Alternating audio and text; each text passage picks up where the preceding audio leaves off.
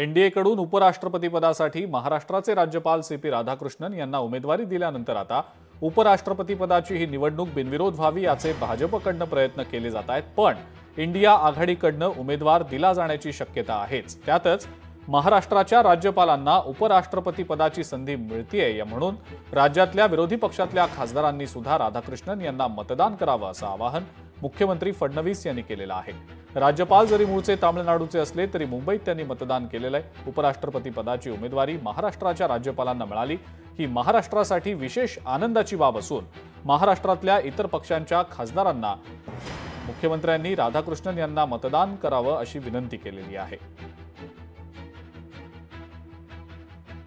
CP Radhakrishnan यांना उपराष्ट्रपती पदाचा उमेदवार म्हणून एनडीएने घोषित केलंय। सीपी राधाकृष्णन हे जरी मूळचे तमिळनाडूचे असले तरी महाराष्ट्राचे राज्यपाल देखील आहेत आणि महाराष्ट्राचे मतदार देखील आहेत। महाराष्ट्राकरता विशेष आनंदाची गोष्ट आहे। त्याकरता आम्ही त्यांना सोडण्याकरता देखील गेलो होतो। आमचे उपमुख्यमंत्री एकनाथ शिंदेजी, अजितदादा पवार सगळ्यांनी त्यांचं अभिनंदन केलं आणि ते आता दिल्लीला त्या ठिकाणी गेले आहेत।